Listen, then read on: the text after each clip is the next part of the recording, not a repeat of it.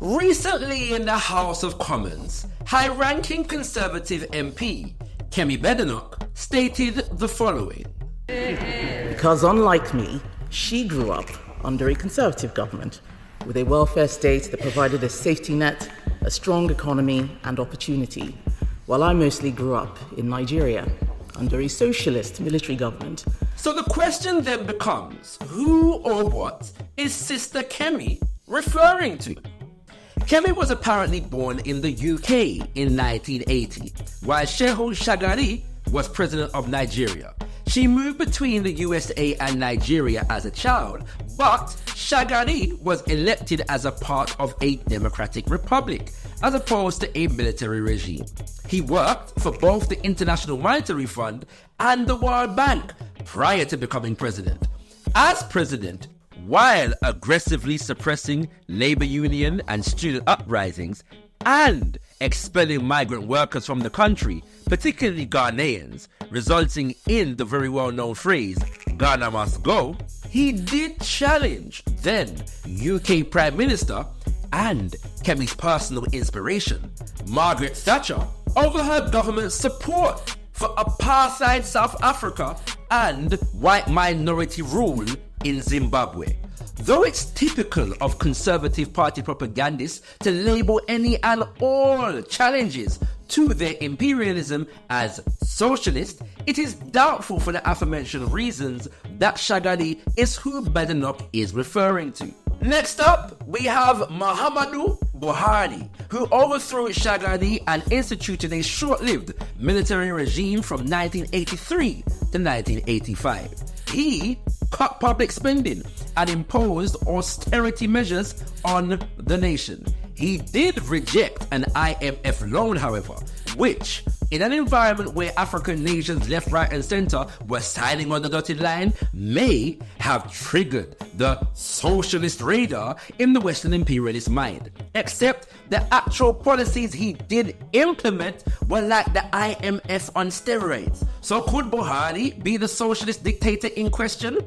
2 years doesn't appear to be sufficient to justify the claim of having grown up in, but if he is, dear Sister Kemi needs to clarify where the socialism in Buhari's regime comes in.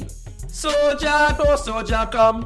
Buhari was overthrown by Ibrahim Babangida, another military dictator who ruled from 1985 to 1993. 8 years might be an applicable time frame, but Babangida was a Western political economic darling. He readily embraced IMF and World Bank structural adjustment programs, instituted neoliberal economic policies, cozied up to Western financial institutions, opened up Nigeria to foreign corporations in the privatization of the economy. The full economic liberal works. So it would indeed be interesting if Babangida is the military regime in question. Then we have Sani Abacha, military dictator of Nigeria from 1993 to 1998. While Western powers did their best to maintain some level of plausible deniability by distancing themselves from Abacha's human rights abuses, Abacha's major claim to infamy is his open protection of white Western oil interests, mostly that of Shell, by the killing of Ken Saro-Wiwa and many other activists of the movement for the survival of the Ogoni people.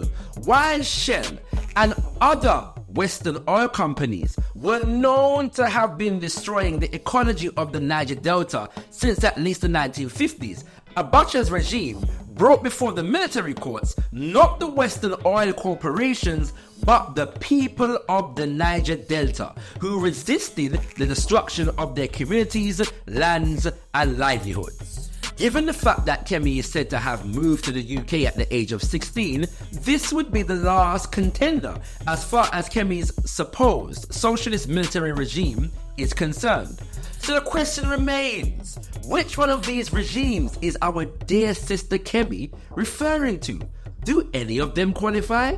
Or are her statements simply a mutation of old Cold War propaganda tactics, whereby Western nations now mask their neo-colonial relationships with African nations by declaring them socialist and therefore completely divorced from the dictates of Western interest.